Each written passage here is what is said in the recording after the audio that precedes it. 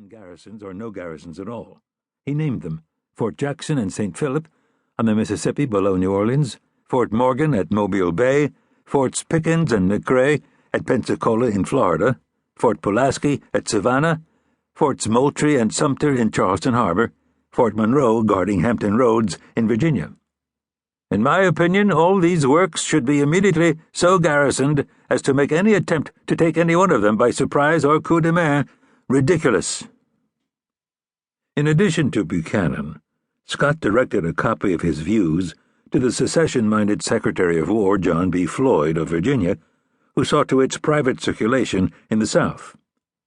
Wider circulation came with its publication in Washington's National Intelligencer on January 18, 1861. Buchanan would remark that the general's paper was sufficient to set the South on fire. Never was a prediction better calculated to produce its own fulfillment. Indeed, Scott's offhand stipulation of the right of secession earned him widespread suspicion among Northerners. The general was, after all, well known to be a Virginian born and bred.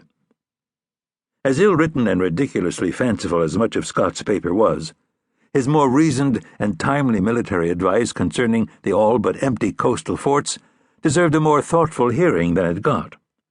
This was due to Scott's florid rhetoric, to James Buchanan's indecisiveness, and to the bitter sectional division within Buchanan's cabinet.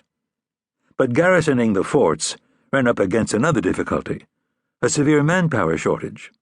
Scott explained to Secretary of War Floyd that there were just 5 companies of regulars within reach. For the 9 forts that he urged be adequately manned, he could furnish at short notice perhaps 400 or so additional troops. Buchanan took this as a conundrum.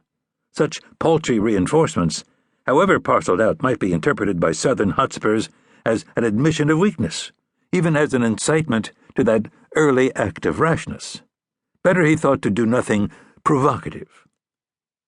The fact of the matter was that in 1860, the United States Army was exceedingly small, exceedingly scattered, and exceedingly unprepared to meet a sectional crisis. Army appropriations for that year were the smallest they had been in any year since 1855. The end-of-year returns showed only 16,367 officers and men on the rolls, 14,663 of them present for duty. Of the number present, 372 were line officers, just 5 of them, including Scott, general officers. The line strength of the 1860 Army comprised 197 companies, of which 179 were posted west of the Mississippi River, in the departments of the West, Oregon, California, Texas, New Mexico, and Utah. The Department of the East, that is of the Mississippi, contained but 18 companies. Scott reported to Secretary Floyd the installations most at risk. He recommended instructions go immediately to commanders at the Florida and Charleston Harbor forts and Fort Monroe on Hampton Roads to be on their guard against surprise and coup de main. So far as Scott could learn, however, his advice was falling on deaf ears.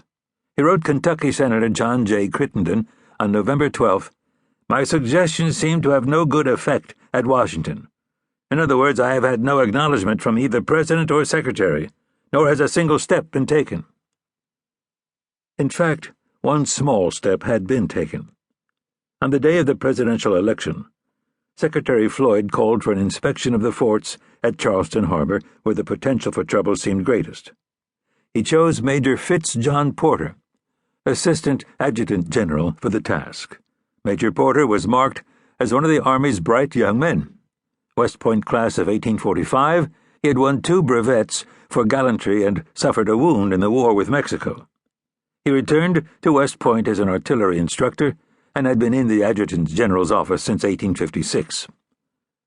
Porter reported on November 11th, 5 days after Lincoln's election, that he found an inflammable and impulsive state of the public mind in Charleston, to a great extent characteristic of the feeling manifested throughout the state. The principal post, Fort Moultrie, was manned by 2 companies of the 1st Artillery, 10 officers and 64 enlisted men, only 36 of whom were present for duty. Moultrie was in a dilapidated condition, and its unguarded state invites attack if such design exists.